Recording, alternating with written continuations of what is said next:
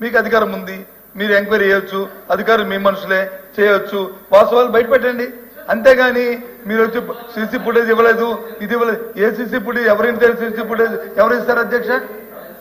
ఎవరింట్లో మా ఇంట్లో జరుగుతున్న కార్యక్రమం సీసీ ఫుటేజ్ ఇమ్మంటే ఇస్తామా? అక్కడ ఏదైనా జరిగితే ఆ జరిగిన దాన్ని నిరూపిస్తే అప్పుడు అడిగితే అప్పుడు ఇస్తారు తప్పకుండా అధ్యక్ష. ఆలోచన చేయండి. అంటే ఏమిటిది మాట్లాడింది? ఆ రోజు ఏవైతే లెక్కరకు సంబంధించినటువంటి ఫైల్స్ అన్ని కూడా అక్కడ తీసుకొచ్చి తగలబెట్టారని చేశాం. మీ దగ్గర సీసీ కెమెరా ఉంది కదా, మీ దగ్గర ఇన్ఫర్మేషన్ ఉంది కదా, మీ ఇంట్లో నుంచే వచ్చినట్టుగా, మీ ఇల్లు అంటే మీ ఇల్లు కాదు, అక్కడ సంఘటన జరిగిన దగ్గర ఏ హౌస్ అయితే ఉందో ఆ హౌస్ నుంచి బయటకు వచ్చినట్టుగా ఆధారాలు ఉన్నాయి కదా. మీరు అది బయట పెట్టి నిరూపించవలసింది పోయి మళ్ళీ ఎదురుదాడు అధ్యక్ష. ఏదో ఇక్కడ వచ్చింది అపోజిషన్ లీడర్ అని మీరు ప్రతిసారి మైకేస్తుంటే ఆయన తెలివిగా మీ చేసుకోండి, గవర్నమెంట్ ఉంది, మీదే కదా గవర్నమెంట్, ఎంక్వైరీ చేసుకుని తెలివిగా మాట్లాడు. ఎంక్వైరీ చేశాం, వివరాలు అడిగితే ఇవ్వకుండా తప్పించుకొని ఈ రకంగా ఎదురు దాడి చేయడం అనేది మంచిది కాదు. 10 సార్లు ఇస్తున్నాం కదా అని ఏదో మీ దయాదాక్షణ నేను ఇక్కడ మాట్లాడట్లేదు.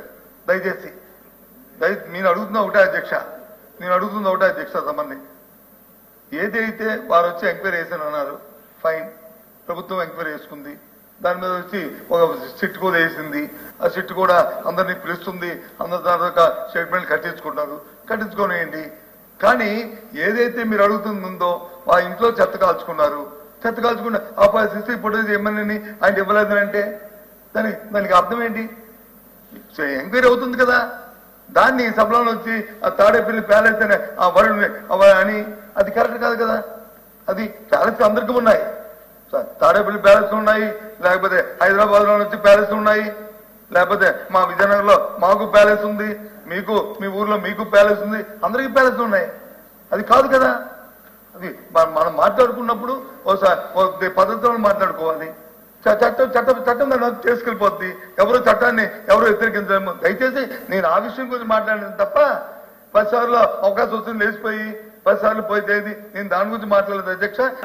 ఇప్పుడు కూడా అధ్యక్ష, ఇప్పుడు కూడా ఒక బాధ్యత అధ్యక్ష, ఒక బాధ్యతాయుతమైనటువంటి వ్యక్తి అయితే ఒక సంఘటన జరిగిందా లేదా అక్కడ మీరు పోలీస్ స్టేషన్కి వెళ్ళి మా లీడర్ తాలూకా ఇంటి ముందు ఫైర్ అయ్యింది, మా లీడర్ కి చాలా ప్రమాదం ఉంది, రక్షణ కల్పించండి అని మీరు కంప్లైంట్ ఇచ్చారో లేదు చెప్పండి.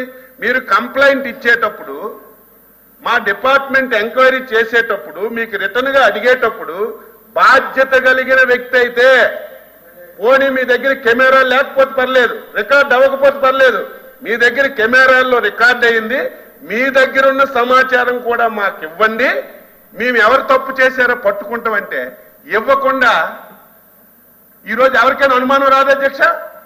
అనుమానం రాదా? మీరు తప్పు చేయకపోతే ఇవ్వాలి. మీరు తప్పు చేయకపోతే నిజంగా ఎవరైనా కావాలని చేసుంటే మీ దగ్గర ఉన్న ఇన్ఫర్మేషన్ ఇస్తే 2 నిమిషాలు పట్టు. అదే చెప్పాను నేనేం తప్పు మాట్లాడలేదు, అదే చెప్పాను, జరిగిన సంఘటనే చెప్పాను నేను.